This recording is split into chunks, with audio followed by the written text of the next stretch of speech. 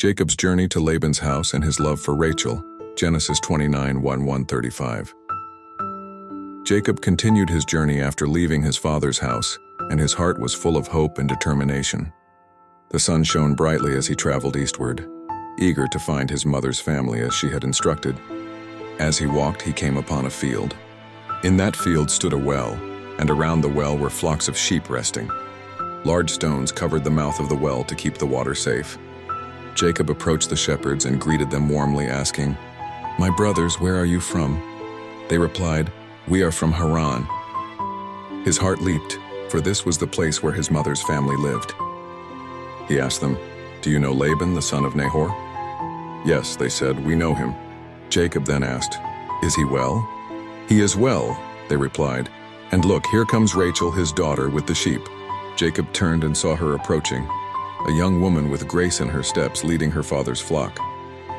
While he was still speaking with the shepherds, Rachel came near. She was beautiful and gentle, and Jacob felt a stirring in his heart. When Jacob saw Rachel and realized she was his cousin, the daughter of his mother's brother, something moved within him. He rolled away the heavy stone from the well's mouth, a task that normally took several men, and watered her sheep. Then, overwhelmed with emotion, Jacob kissed Rachel and wept aloud. He told her who he was, the son of Rebekah, her father's sister. Rachel ran home to tell her father, Laban. When Laban heard the news, he ran to meet Jacob, embraced him, and kissed him. He brought him into his house, and Jacob stayed with him for a month, helping with his flocks. After a time, Laban said, "Because you are my relative, should you serve me for nothing? Tell me, what shall your wages be?" Now Laban had 2 daughters. The elder was Leah, and the younger was Rachel. Leah had tender eyes, but Rachel was beautiful in form and appearance. Jacob loved Rachel deeply and said, "I will serve you 7 years for Rachel, your younger daughter."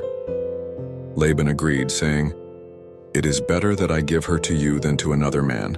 Stay with me." So Jacob served 7 years for Rachel, but because of his love for her, those years seemed like only a few days. Finally the day came.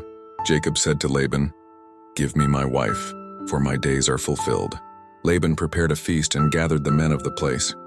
But when evening came, Laban took Leah, his older daughter, and brought her to Jacob, and Jacob went into her. When morning came, behold, it was Leah. Jacob was shocked and angry. He said to Laban, "What is this you have done to me? Did I not serve you for Rachel? Why then have you deceived me?" Laban replied, "It is not our custom to give the younger before the firstborn. Completely as weak, and then I will also give you Rachel, in exchange for another 7 years of service." Jacob agreed. After the week of Leah's marriage, Laban gave him Rachel as his wife also. Jacob loved Rachel more than Leah, and served Laban for another 7 years. When the Lord saw that Leah was unloved, he opened her womb, but Rachel remained barren.